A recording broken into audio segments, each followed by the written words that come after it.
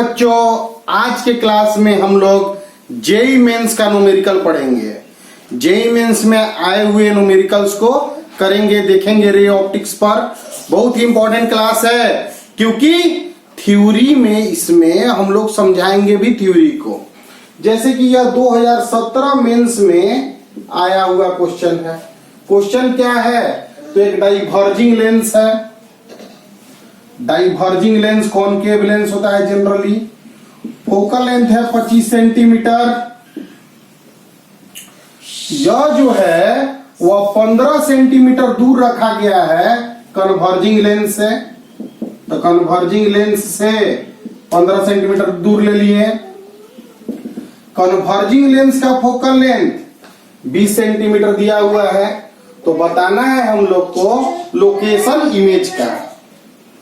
तो देखो light rays जो है वह पहले लेंस पर पैरेलल आ रहे हैं, प्रिंसिपल एक्सिस के पैरेलल आ रहे हैं।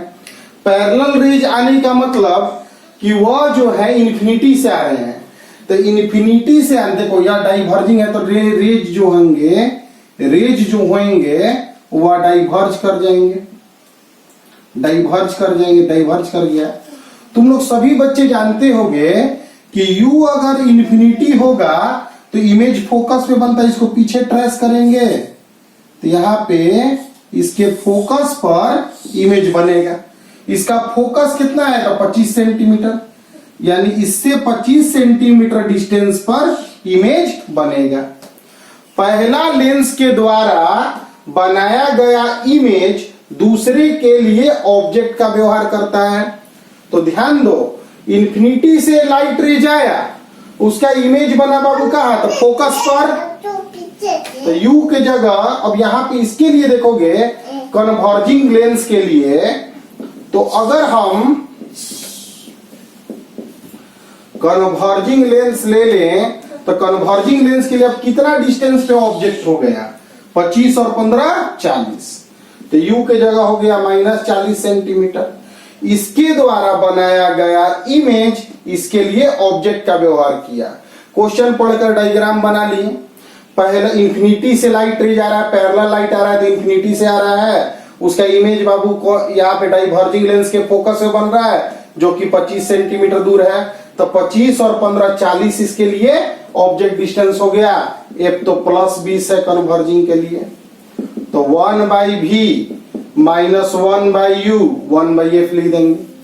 तो 1/v + 1/40 बराबर 1/20 लिख दिए। तो 1/v 1/20 - 1/40 40 ले लिए। 2 - 1 v बराबर 40 सेंटीमीटर। मतलब रियल होगा क्योंकि प्लस में इधर बन रहा है और 40 सेंटीमीटर दूर इससे इमेज बनेगा। तो बहुत सारा नॉर्मल सा सवाल है, 2017 मेंस में आया हुआ क्वेश्चन है। इसके बाद अलग क्वेश्चन कराते हैं बच्चों। देखो बच्चों कुछ और न्यूमेरिकल्स 2014 जेई मेंस में आया हुआ न्यूमेरिकल है। व्हाइट लाइट डेंसर से रेयर की ओर चल रहा है और क्रिटिकल एंगल पर ग्रीन लाइट मुड़ गया। मतलब मीडियम चेंज करने से व्हाइट लाइट डिस्पर्स कर गया, 7 कलर में बट गया। मीडियम जब बदलता है, रिफ्रैक्शन जब होता है तो व्हाइट लाइट डिस्पर्सिव मीडियम के कारण 7 कलर में बट जाता है। व्हाइट लाइट का 7 कलर होता है विबग्योर। तो ग्रीन लाइट जो है वह क्रिटिकल एंगल पर मुड़ा। तो बताना है हम लोग को कि यह तीनों कलर इधर होगा या इधर होगा। मतलब ऊपर कौन सा कलर निकलेगा, नीचे कौन सा कलर आएगा। तो ध्यान दो बच्चों, यहाँ पे कॉन्सेप्ट यह है कि यह इनिशियल डायरेक्शन यह है, व्हाइट लाइट का इनिशियल डायरेक्शन यह है। तो यह इतना डेविएशन हुआ ग्रीन लाइट का, समझना। अब डेविएशन के बारे में बात समझो। देखो मोर लेमडा, ज्यादा लेमडा जिसका होता है उसका म्यू कम होता है, लेस म्यू। जिसका लेमडा ज्यादा होगा, जिसका वेवलेंथ ज्यादा होगा, उसके लिए रिफ्रैक्टिव इंडेक्स कम होता है। यह लाइन हमेशा याद रखना। लेमडा ज्यादा तो रिफ्रैक्टिव इंडेक्स कम। कम रिफ्रैक्टिव इंडेक्स होगा तो कम डेविएशन होगा, लेस डेविएशन। यानी कि ज्यादा लेमडा अगर हुआ तो डेविएशन कम होगा। ज्यादा लेमडा अगर होता है तो डेविएशन कम होता है। इससे यह सीखने को मिला बच्चों कि अगर यह डेविएशन हुआ ग्रीन का तो इससे कम डेविएशन किसका होगा? तो इससे कम डेविएशन उसका होगा जिसका वेवलेंथ ज्यादा होगा। तो इससे वेवलेंथ ज्यादा किसका है? इधर ज्यादा वेवलेंथ है, तो वेवलेंथ ज्यादा है येलो का, ऑरेंज का और रेड का वेवलेंथ ज्यादा है। तो जिसका ज्यादा वेवलेंथ होता है उसका डेविएशन कम होता है। तो इधर रह जाएंगे क्या बच्चों? येलो, ऑरेंज एंड रेड, उनका डेविएशन कम होगा। और जो जिनका वेवलेंथ कम है, इससे वायलेट, इंडिगो और ब्लू का डेविएशन कम है, वह ज्यादा डेविएट कर जाएंगे तो इधर आ जाएंगे वी की ओर। समझो ध्यान से, साइन सी बराबर क्रिटिकल एंगल 1/μ होता है। तो जिसका म्यू कम होगा, जिसका म्यू कम होगा उसका क्रिटिकल एंगल ज्यादा होगा। जिसका म्यू कम होगा उसका क्रिटिकल एंगल ज्यादा होगा। म्यू किसका कम होगा? तो जिसका लेमडा ज्यादा होगा। तो ज्यादा लेमडा होगा, ज्यादा लेमडा होगा, ज्यादा लेमडा होगा तो ज्यादा क्रिटिकल एंगल होगा। समझो, ज्यादा लेमडा होगा तो ज्यादा क्रिटिकल एंगल होगा। इसका मतलब है कि क्रिटिकल एंगल ज्यादा होगा किसका? तो जिसका लेमडा ज्यादा, यानी रेड का क्रिटिकल एंगल सबसे अधिक होता है। रेड का क्रिटिकल एंगल सबसे अधिक होता है, यानी कि रेड ऊपर निकल जाएगा और बाकी सभी कलर नीचे आ जाएंगे। तो बहुत इंपॉर्टेंट बात है, यहाँ पे कॉन्सेप्ट अगर समझोगे ध्यान से तो समझना बस सीधा सीधी बात है बाबू, कि जिसका वेवलेंथ ज्यादा है उसका डेविएशन कम होता है। और डेविएशन कम किसका होता है? तो येलो, ऑरेंज, रेड का। तो येलो, ऑरेंज, रेड कम डेविएशन होने के कारण ऊपर निकल जाएंगे और यह सभी ज्यादा डेविएशन होने के कारण नीचे आ जाएंगे। ध्यान रखना इस कॉन्सेप्ट को। अब यहाँ पे दूसरे क्वेश्चन को हम देखते हैं। 2011 में क्वेश्चन आया हुआ है। क्वेश्चन है कि एक लेंस है, ध्यान समझो, लेंस में पहले ब्लू लाइट लगा है। तो ब्लू का यहाँ पे मान लो फोकल लेंथ बन रहा है ब्लू। अब ब्लू के जगह पे हम रेड यूज कर गए, ब्लू कलर के जगह पे हम रेड कलर यूज कर गए। तो ब्लू के जगह पे अगर रेड यूज करोगे तो रेड का जो डेविएशन होता है वह सबसे कम होता है। तो रेड कहीं दूर चला जाएगा, ब्लू अगर यहाँ होगा तो रेड कहीं दूर चला जाएगा। तो फोकल लेंथ क्या होता है? पैरेलल लाइट आया और जहां प्रिंसिपल एक्सिस को काटा वही फोकस होता है या फोकल लेंथ होता है। तो फोकल लेंथ रेड के केस में ज्यादा होता है। ध्यान दो बच्चों, यह बहुत इंपॉर्टेंट बात है कि जब व्हाइट लाइट आता है तो पहले यहाँ वीडियोर में यहाँ पे रेड यहाँ जाता है। तो रेड का फोकल लेंथ मैक्सिमम होता है। यानी कि अगर हम रेड यूज कर देंगे ब्लू के जगह पे तो फोकल लेंथ मेरा क्या हो जाएगा? बढ़ जाएगा। 2011 में क्वेश्चन आया हुआ है कि पहले ब्लू यूज किए थे तो यहाँ फोकस था, ब्लू के जगह रेड यूज कर देंगे तो रेड का डेविएशन कम होता है, तो रेड दूर तक जाएगा तो फोकस बढ़ा देगा, फोकल लेंथ बढ़ा देगा। 2007 में आया हुआ क्वेश्चन है, इधर ध्यान से समझो। यह क्वेश्चन है कि लाइट जो है डेंसर से रेयर की ओर जा रहा है और क्रिटिकल एंगल से कम पर पड़ा। तो अगर क्रिटिकल एंगल से कम पर पड़ता है लाइट, क्रिटिकल एंगल से कम पर अगर लाइट पड़ता है तो बाहर जरूर निकलता है, तो बाहर निकलेगा। तो देखो बाबू, एक बहुत इंपॉर्टेंट बात है, जब लाइट दो मीडियम के बाउंड्री पर पड़ता है ना तो कुछ पार्ट उसका रिफ्लेक्शन होता है और कुछ पार्ट उसका रिफ्रैक्शन होता है। बहुत इंपॉर्टेंट कॉन्सेप्ट है यार। जब लाइट दो मीडियम के बाउंड्री पर पड़ता है तो कुछ पार्ट रिफ्लेक्शन होता है और कुछ रिफ्रैक्शन होता है। बहुत इंपॉर्टेंट बात है। तो ध्यान देने योग्य बात यह है कि एक कहीं ऐसा स्थिति है जब रिफ्रैक्शन नहीं होगा, जब लाइट यहाँ क्रिटिकल एंगल से ज्यादा पे पड़ जाए। तो यहाँ तो बोल रहा है कि क्रिटिकल एंगल से कम पे पड़ रहा है तो दोनों होगा, रिफ्रैक्शन भी होगा, रिफ्लेक्शन भी होगा। एक ऑप्शन था इसमें कि रिफ्लेक्शन नहीं होगा या रिफ्रैक्शन होगा, तो इसमें दोनों होगा। क्रिटिकल एंगल से कम पर अगर पड़ गया तो दोनों रेज हमें मिलेंगे, या तो थीटा एंगल पर ही मिलेगा या एंगल बीटा होगा, कुछ बीटा मान। बीटा निश्चित तौर पर थीटा से बड़ा होगा, क्योंकि लाइट डेंसर टू रेयर जा रहा है तो नॉर्मल से दूर भागेगा, तो बीटा जो है वह क्या होगा बच्चों? थीटा से ज्यादा होगा। तो रिफ्रैक्टेड रे और रिफ्लेक्टेड रे के बीच में यही एंगल हुआ। तो एंगल क्या हुआ था, 180 degree minus beta minus theta, यह एंगल आया। तो अगर हम ध्यान दें, अगर इसमें कम घटा दें तो यह वैल्यू बड़ा हो जाएगा, और कम घटा दे तो वैल्यू बड़ा हो जाएगा। यानी कि यह जो वैल्यू है यह छोटा है, लेस देन है 180 डिग्री माइनस 2 थीटा से। अगर कम घटा देंगे तो वैल्यू ही बड़ा ना हो गया। तो अगर हम बीटा के जगह थीटा ही घटा दें, तो हम कम चीज ना घटा दिए, तो कम घटा दिए तो वैल्यू बड़ा हो गया, यानी यह बड़ा वैल्यू है। तो less than 180 degree minus 2 theta is less than 180 degree minus 2 theta. ये ऑप्शन दिया हुआ था कि जब लाइट डेंसर से रेयर की ओर जा रहा है, क्रिटिकल एंगल से कम एंगल पर पड़ा, तो एक ऑप्शन था कि रिफ्लेक्टेड और रिफ्रैक्टेड के बीच में 180 माइनस 2 थीटा से बड़ा होगा, 180 माइनस 2 थीटा से छोटा होगा, या दोनों रेज मिलेंगे ही नहीं, ऐसे करके ऑप्शन था। इसमें था फोकल लेंथ बढ़ेगा कि छूटेगा। इसमें कौन रेज, व्हाइट लाइट डेंसर से रेयर गया, green light green light critical angle पे मुड़ गया, तो कौन सा रेज ऊपर और कौन सा रेज नीचे जाएंगे, यह देखना है। तो जिनका वेवलेंथ अधिक होता है, डेविएशन कम होता है, यह बहुत इंपॉर्टेंट सेक्शन है, यहाँ ध्यान रखना। और यह भी बहुत इंपॉर्टेंट सेक्शन है। तो देखो थ्योरी कैसे कैसे निकल कर तुमको क्वेश्चन बनवाता है मेंस में। तो क्या मेंस इतना भारी आता है बाबू कि हम लोग क्वेश्चन नहीं बना पाए? जरूर हम क्वेश्चन बना लेंगे मेंस का, केवल हम लोग ध्यान नहीं देते हैं। तो इंपॉर्टेंट है, मेन मैटर है कि थ्योरी का मजबूती ज्यादा जरूरी होता है कंपटीशन निकालने के लिए। और आगे हम अलग क्वेश्चन देखते हैं।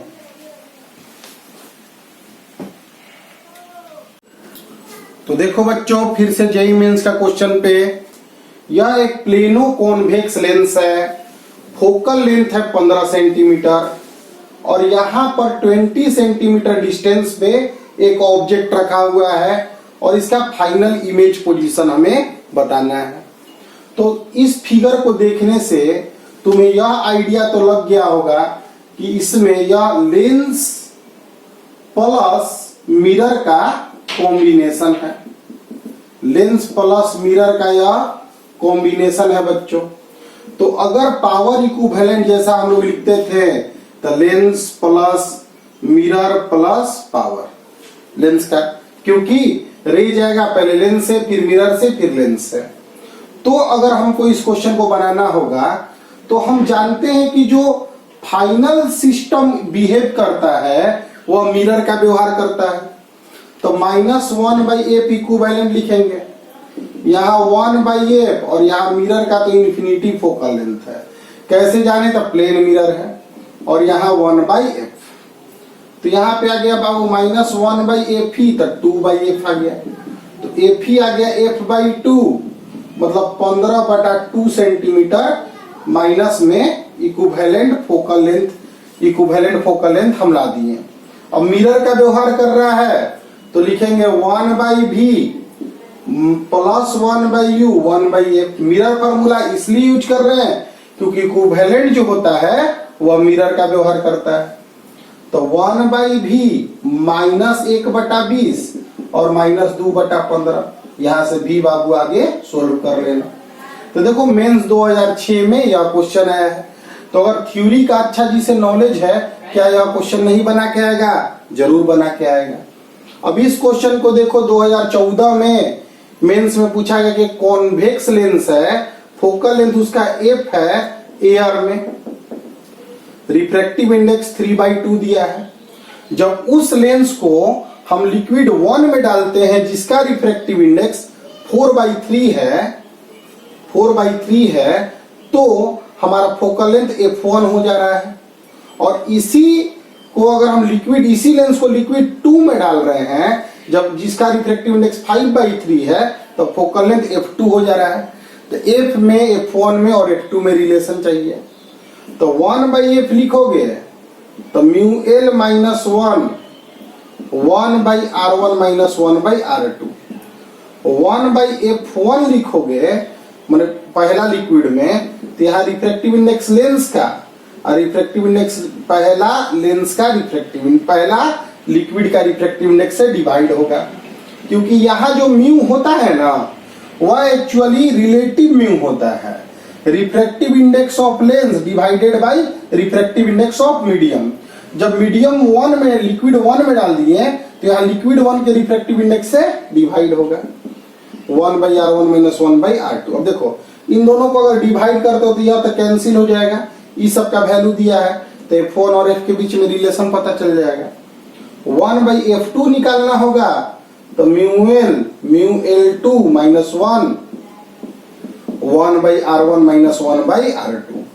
तो तुम क्या सीख रहे हो इस क्वेश्चन से कि behaviour of lens in liquid के हिसाब से अगर हम लिक्विड में डाल देंगे लेंस को तो उसका फोकल लेंथ निकाल सकते हैं। इसको डिवाइड करो या इसको डिवाइड करो तो F1 का F से रिलेशन, इसको डिवाइड करो तो F2 का F से रिलेशन हमें पता चल जाएगा।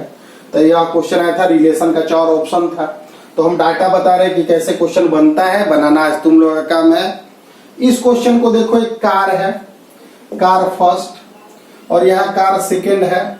सेकेंड कार 15 मीटर पर सेकेंड से कार फर्स्ट जो कि रेस्ट में है उसकी ओर बढ़ रहा है, या ऐसे भी दे सकता है कार 1 भी चल रहा है और कार 2 भी चल रहा है, रिलेटिव स्पीड 15 है, ऐसे भी दे सकता है।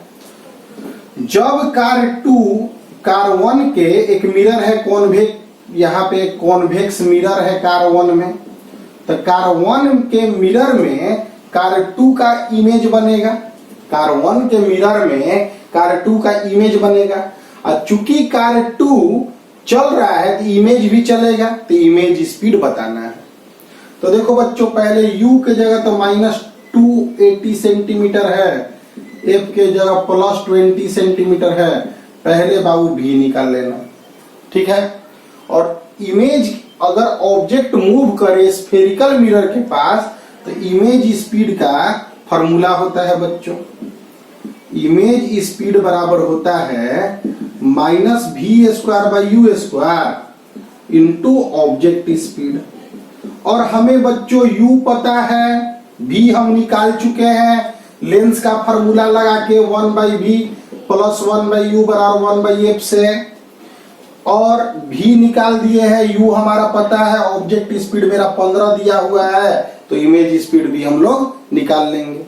डाटा सुन रहे हो ना कैसे बनेगा। बहुत सारे बच्चे ऐसे सोचते हैं कि प्रॉब्लम नहीं बनता है क्योंकि बाबू अभी उनका ज्ञान उस न्यूमेरिकल बनाने लायक नहीं बन पाया है, तो उन बच्चों को थ्योरी को इकट्ठा करना पड़ेगा। बहुत सारे बच्चे 11 में न्यूमेरिकल नहीं बनाते हैं और 12th में डायरेक्ट आते हैं और न्यूमेरिकल बनाना चाहते हैं, इसलिए थोड़ा प्रॉब्लम होता है। उन बच्चों से कहना यह है कि न्यूमेरिकल में प्रॉब्लम अगर हो रहा है, इससे भागना नहीं है, सीखना है।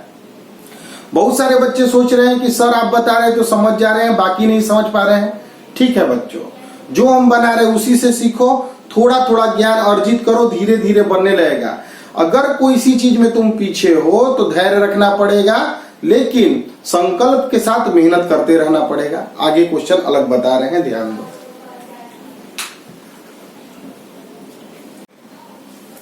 तो ध्यान दो बच्चों, एक नया कॉन्सेप्ट, एक कॉन्वेक्स लेंस है, कॉन्वेक्स लेंस का फोकल लेंथ f है, यहां पे ऑब्जेक्ट है और यहां इमेज बन रहा है, रियल इमेज। यह रियल ऑब्जेक्ट है और यह रियल इमेज बन रहा है। ऑब्जेक्ट का डिस्टेंस -x दिया है और यह दिया है y। ठीक है बच्चों, तो u के जगह -x और v के जगह मेरा y है। 1/v - 1/u बराबर 1/f जानते हो तुम, तो 1/y minus of minus plus 1/x, u के जगह -x रखेंगे तो प्लस हो जाएगा 1/f। xy एलसीएम लेंगे तो x + y 1/f, तो x + y into f, x into y आ गया। अब यहां ध्यान दोगे बच्चों कि अगर हम a - b का होल स्क्वायर लिखे, सॉरी a + b का होल स्क्वायर लिखे तो a - b का होल स्क्वायर और +4ab लिख सकते हैं। तो a के जगह हम x लिखें और b के जगह y लिख रहे हैं, तो x - y का स्क्वायर +4xy। यहां पर x प्लस वाई का whole square, x minus Y का whole square plus 4 x plus Y into F लिख दे रहे हैं। यहाँ पे x इंटू वाई का value x plus Y into F लिख दे रहे हैं। तो x प्लस वाई से दोनों साइड डिवाइड करेंगे, x माइनस वाई का square divided by x plus Y और 4f बचेगा। x प्लस वाई से डिवाइड करोगे x प्लस वाई कट जाएगा। अब ध्यान दो इसका maximum value, maximum x plus Y कब होगा? जब स्क्वायर का वैल्यू 0 हो जाए। देखो सॉरी बाबू, minimum x plus Y, minimum value x plus Y का कब होगा? 4f तो बदलेगा नहीं क्योंकि ये वेरिएबल नहीं है, कांस्टेंट है, यह बदलने वाला चीज है। स्क्वायर का वैल्यू 0 होता है, स्क्वायर का वैल्यू 0 होता है तब जो वैल्यू मिलता है वह मिनिमम वैल्यू स्क्वायर का मिलता है। तो इसकी इधर मिनिमम लिखो 0 और प्लस 4f, तो क्या मिला? 4f। यानी for real object and real image, real object और रियल इमेज के लिए minimum distance between object and image, minimum distance between object and image 4f होता है। यह बच्चों याद रखना। मान लो एक कॉन्वेक्स लेंस है, इसका फोकल लेंथ दिया हुआ है मान लो तुमको 2 मीटर, तो ऑब्जेक्ट और इमेज के बीच जो मिनिमम डिस्टेंस होगा 8 मीटर का होगा जब रियल ऑब्जेक्ट और रियल इमेज बन रहा हो। यह थ्योरी याद रखना। वैसे यह जो सेक्शन अभी हम तुम्हें बताए हैं वह मैक्सिमा मिनिमा कैलकुलस के यूज से थोड़ा अच्छा प्रूफ होता है, लेकिन हम उस प्रूफ को नहीं किए क्योंकि अभी मैक्सिमा मिनिमा के कॉन्सेप्ट बहुत सारे बच्चे नहीं जानते हैं, इसलिए हम थोड़ा सेकेंडरी प्रूफ को किए। लेकिन ध्यान से समझो, इसमें जानने वाला बात यह है कि एक कॉन्वेक्स लेंस है, एक कॉन्वेक्स लेंस है, यहाँ ऑब्जेक्ट रख दिए, यहाँ इमेज बन गया, तो रियल ऑब्जेक्ट का रियल इमेज बनेगा तो इनके बीच जो दूरी होगा वह 4f होगा कम से कम। जब भी डिस्टेंस आएगा वह 4f से बड़ा आएगा। और वह डिस्टेंस कब आएगा 4f? जब यह 0 होगा। यह 0 कब होगा? जब x बराबर y होगा। यानी ऑब्जेक्ट और इमेज डिस्टेंस बराबर हो, किसके बराबर था? 2f के, इधर 2f और उधर 2f। तुम जानते हो कि 2f पर अगर ऑब्जेक्ट होगा तो इमेज उधर वाले 2f पर बनता है, और उस समय जो डिस्टेंस होता है वह मिनिमम डिस्टेंस होता है ऑब्जेक्ट और इमेज के बीच का। बहुत इंपॉर्टेंट कॉन्सेप्ट है बच्चों। अब एक क्वेश्चन है कि एक रेक्टेंगुलर ग्लास स्लैब है जिसका थिकनेस है t, म्यू दे दिया है ग्लास स्लैब का 3/2। इधर से एक बच्चा देखा, क्वेश्चन ऐसे दिया कि ग्लास स्लैब है, कुछ थिकनेस है, रिफ्रैक्टिव इंडेक्स 3/2 है। इधर से देखा एक पॉइंट है, मान लो एक पॉइंट है अंदर, तो इधर से इस पॉइंट को देखे तो 5 सेंटीमीटर पे दिखा, तो निश्चित है कि पॉइंट थोड़ा इधर दिखेगा, 5 सेंटीमीटर पे यहां दिखा, ठीक है। और इधर से वही बच्चा देखा, इधर से बच्चा देखा तो वही पॉइंट हमें यहाँ पे 2 सेंटीमीटर पे दिखा। इधर से देखा तो यही पॉइंट जो बी है वह 2 सेंटीमीटर पे दिखा। तो बताना है हम लोग को कि इसका थिकनेस क्या है।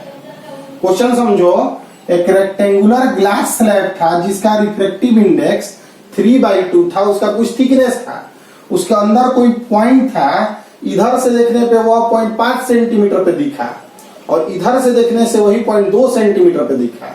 तो इसको फर्स्ट साइड मान लो, इसको सेकेंड साइड मान लो। समझो बच्चों, तो पहला साइड के लिए रियल डेप्थ है t1 और एपरेंट है तुम्हारा 5, तो म्यू बराबर जो होता है वह तुम्हारा यहाँ पे रियल बाई एपरेंट होगा, रियल बाई एपरेंट। पहले फ्रॉम फर्स्ट साइड अगर हम लेते हैं, बी का इमेज यहाँ बी डैश पे बनेगा, ठीक है। तो हमारा यह डिस्टेंस 5 दिया हुआ है, म्यू के जगह 3/2 लिखोगे, t1/5 लिखोगे, t1 बराबर 7.5 सेंटीमीटर आ गया। फॉर सेकेंड साइड अगर इधर से अगर बाबू तुम देखते हो, इस साइड से जब तुम देखते हो तो म्यू बराबर आ जाएगा T2/2। ध्यान दो, क्योंकि इसके लिए यह डिस्टेंस जो है T2 मान लिए, इसके लिए जो रियल है वो क्या मानिए T2। तो रियल म्यू बराबर होता है real depth by apparent depth. तो इधर से रियल है T2 और एपरेंट है 2, तो T2/2 लिख दिए। इसे हम लिख देंगे 3/2 T2/2। तो T2 बराबर आ गया 3 सेंटीमीटर। तो थिकनेस ऑफ स्लैब जिसके बारे में हम बात कर रहे थे वह आ गया T1 प्लस T2। तो 7.5 प्लस 3 यानी क्या है बच्चों 10.5 सेंटीमीटर। बहुत इंपॉर्टेंट न्यूमेरिकल है, इस न्यूमेरिकल को जरूर समझोगे बच्चों। अब यहाँ पे कॉन्सेप्ट आता है, कॉन्सेप्ट है कि एक ऑब्जेक्ट है समझना, और यहाँ पे एक लेंस है, एक ऑब्जेक्ट है, इसका यहाँ पे इमेज बन रहा है, एक ऑब्जेक्ट का इधर कहीं इमेज बन रहा है। तो कहने का मतलब है कि हम जानते हैं, कॉन्सेप्ट हम सीखे हैं कि अगर पैरेलल लाइट होता है तो फोकस पे जाके मिलता है, फोकस का लाइट पैरेलल हो जाता है। मतलब लाइट जो होता है, दो लाइट एक ही काम करता है, माने जो भी ऑप्टिकल इंस्ट्रूमेंट है, या वो लेंस हो या मिरर हो, एक ही काम होता है। देखो कैसे एग्जांपल दे रहे हैं कि F और 2F के बीच का इमेज 2F के बाद बनेगा, और 2F के बाद का इमेज F और 2F के बीच में बनेगा। इसका मतलब कि लेंस का दो पोजीशन के लिए कहीं ऑब्जेक्ट और इमेज का पोजीशन हो सकता है। बहुत इंपॉर्टेंट कॉन्सेप्ट बता रहे हैं बच्चों। ऑब्जेक्ट फिक्स्ड है और इमेज का भी लोकेशन फिक्स्ड है। एक लेंस है, इसका फोकल लेंथ F है, तो लेंस का दो स्थितियां हो सकती हैं। एक स्थिति यह होगा और एक स्थिति फर्स्ट पोजीशन और यह सेकंड पोजीशन। एक बार अगर इधर से x है और इधर से यह y डिस्टेंस है, तो इधर से y कर दोगे, मतलब इस बार ऑब्जेक्ट डिस्टेंस y कर दोगे तो इमेज डिस्टेंस x हो जाएगा। मतलब लेंस के दो पोजीशन के लिए ऑब्जेक्ट और इमेज को हमें नहीं देखना होगा। मतलब क्या किया गया, एक स्क्रीन लगा दिया गया जहां पर इमेज बना, ठीक है, और एक ऑब्जेक्ट है फिक्स रख दिया गया, एक लेंस रखा गया, यहाँ पे इमेज बना। लेंस को बहुत जगह हम चलाएं तो देखिए दो जगह ऐसा स्थिति आया, जब इधर से x था इधर से y था, जब इधर से y किया तो फिर यहीं पे x पे इमेज बना। क्या है कि रे जो होता है उल्टा काम भी कराता है, पैरेलल फोकस से और फोकस वाला पैरेलल से। यानी इधर से x है तो इधर से y पे बना, तो इधर से y ले लोगे तो इधर से x बनेगा। बहुत इंपॉर्टेंट कॉन्सेप्ट बता रहे हैं बच्चों, ध्यान दो। मतलब इधर से अगर 3 मीटर पे ऑब्जेक्ट है, 3 सेंटीमीटर पे, और यहाँ 5 सेंटीमीटर पे इमेज बना, ठीक, तो इधर से अगर 5 सेंटीमीटर ले लोगे, इधर से 5 सेंटीमीटर ले लोगे तो इधर 3 सेंटीमीटर पे इमेज बनेगा, और कोई दूसरा लोकेशन नहीं होगा। बहुत स्पेशल थ्योरी है यह, ठीक है। अब इसी थ्योरी के साथ आज के क्लास को समाप्त करते हैं। अगले क्लास में हम लोग पढ़ेंगे, नेक्स्ट क्लास में हम लोग पढ़ेंगे अभी न्यूमेरिकल सेक्शन को ही, बस 2 क्लास और हमारा बच रहा है इसमें, फिर हम वेब की ओर बढ़ेंगे। तब तक के लिए बाबू अभी तक का क्लास को कंप्लीट करो और मेहनत करते रहो।